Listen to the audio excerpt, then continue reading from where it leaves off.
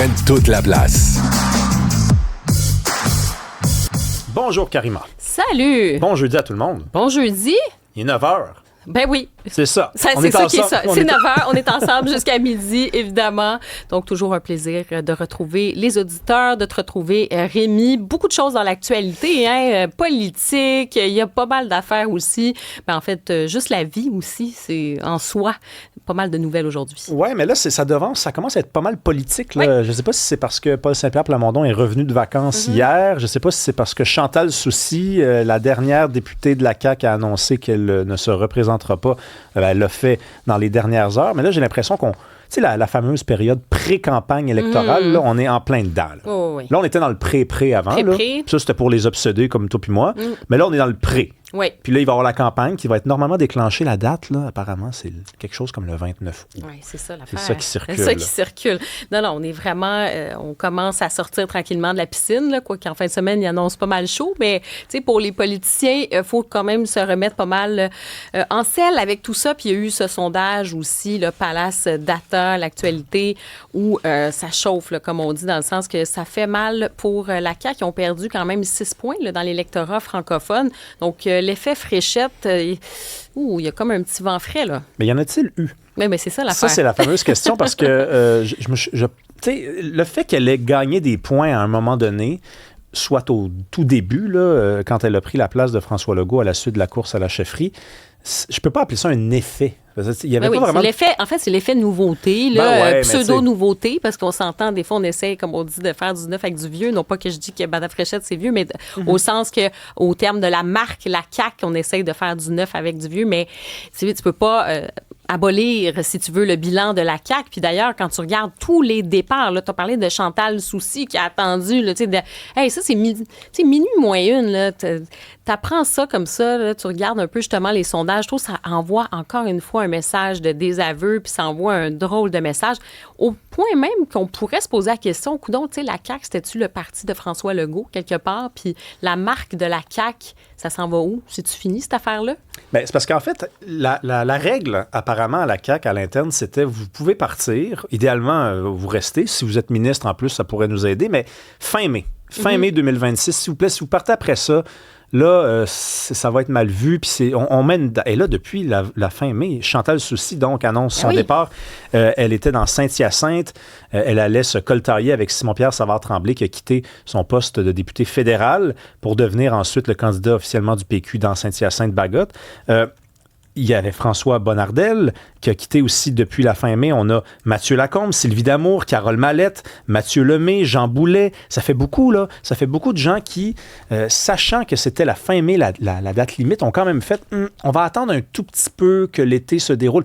On savait que Christine Fréchette ne prendrait pas vraiment de vacances, qu'elle ferait des annonces tout au long de l'été. Et donc, on n'a pas écouté le leadership. Parmi les hypothèses en ce moment sur la table, c'est celle que je trouve qui est la moins débattue. On va dire, les gens peuvent quitter parce que, ils évoquent des raisons personnelles, il faut les croire. Les gens peuvent quitter parce que, ils ne voient pas le parti s'améliorer. Il y a aussi le leadership de Christine Fréchette qui peut être, d'une certaine façon, remis en question parce que quand on n'écoute pas une consigne, c'est qu'on s'en fiche de la consigne. Moi, je pense que ça pèse un peu plus lourd qu'on peut le penser, là. On a des gens qui ont décidé de ne pas écouter la fameuse consigne de fin mai et d'annoncer ça quand ils le voudraient. Le départ de Jean Boulet, ça a fait très mal, là. Jean Boulet qui annonce ça il y a quelques semaines comme ça. Qu'est-ce que ça envoie comme signal? Ça veut dire que tu n'es pas capable d'établir des règles à l'intérieur même de ton parti et qui seront respectées. Non, sincèrement, c'est quand même... c'est ça, j'allais dire, tu as raison, ça donne aussi une idée. Bon, il y a sur la CAQ comme telle, le bilan, il y a sur le leadership, tu te dis, est-ce que finalement, on peut incarner quelque chose de véritablement nouveau?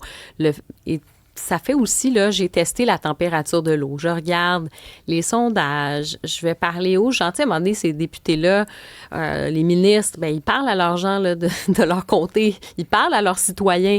Ils entendent des choses sur le terrain aussi. Donc, tu sais, tu prends la température, comme on dit, de l'eau, puis tu te dis, ouais, finalement, pas sûr là, qu'on va miser là. Donc, bref, gros signal quand même, gros drapeau rouge en ce moment pour Christine Fréchette. Peut-être qu'elle a eu cette espèce de moment moment-là, comme on disait, les annonces, puis c'est vrai qu'elle s'était déplacée, je m'en vais à Washington, je m'en vais en Europe, il y avait cette idée-là. Ensuite, elle essaie avec les pluies de millions aussi, de dire, bon, finalement, on annonce telle affaire. Ça devrait avoir un mouvement un petit peu plus intense, un peu plus en sa faveur. Enfin, on verra parce que, il y a un sondage, on verra pour les autres, mais la réalité, nonobstant le sondage, c'est effectivement ces fameux départs-là. Et ça fait mal quand même. Ça fait mal. Puis, si tu es justement un fédéraliste ou si tu es un nationaliste, tu n'as pas nécessairement envie de voter pour... Tu dis, je vais-tu voter pour le Parti libéral? Je vais-tu voter pour le Parti conservateur? Je vais-tu voter pour la CAQ? Tu as ce vote-là qui se divise aussi, tu as le choix, là. Donc, c'est qui va convaincre dans cet électorat-là?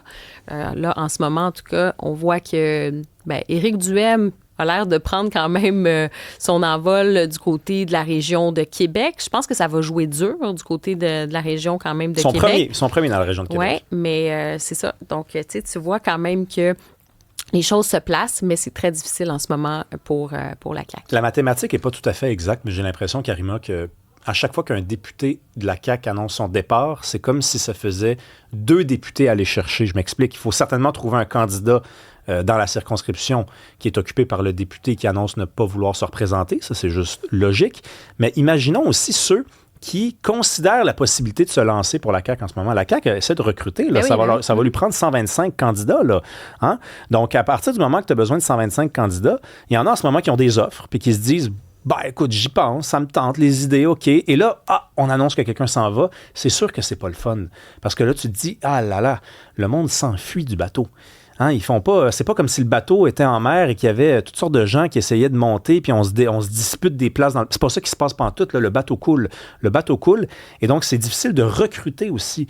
On nous avait annoncé cet été toutes sortes de candidats. On nous avait dit qu'il va y avoir des jeunes, il va y avoir plein de candidats, des gens professionnels, des gens reconnus dans le milieu. Ils sont où, ces candidats-là? À date, en tout cas, les partis qui se démarquent cette semaine, c'est le Parti conservateur du Québec et le Parti libéral qui annoncent des candidatures. Le Parti québécois a annoncé des candidatures, en a promis. Ça a coulé dans 1 semaine et demie à peu près des candidatures apparemment vedettes. Mais le parti, la CAQ, en ce moment, c'est très compliqué.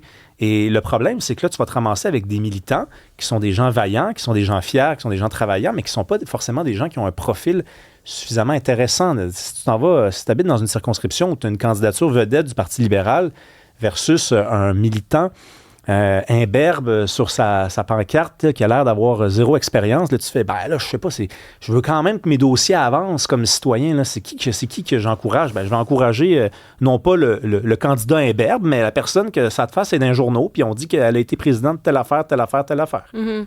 Mais tu sais, le départ de Chantal Soucy, je trouve que d'annoncer ça comme ça, le 6 août, tu sais, ça rajoute un petit peu au cynisme aussi, là, tu sais, vas-y ou vas-y pas, mais tu sais, t'attends comme ça à la dernière seconde, là, ça envoie quand même, je trouve que c'est un autre coup de massue, là, c'est difficile là, pour la CAQ, ça, un message comme celui-là. Oui, non, vraiment, vraiment. Là, il y a plusieurs dates, là, j'ai parlé du 29 août, il y a peut-être le 27 aussi, ça c'est excitant, ça, la pré-campagne électorale, parce qu'il y a toujours 2-3 dates qui sont considérées, on verra, mais c'est très, très, très bientôt, là, on va fermer les yeux, puis on va être rendu en campagne électorale, on va se réveiller, il va y avoir des pancartes un peu partout, puis on va vivre ça ensemble. On va être avec vous à Cube et au 99.5 pour vivre ça.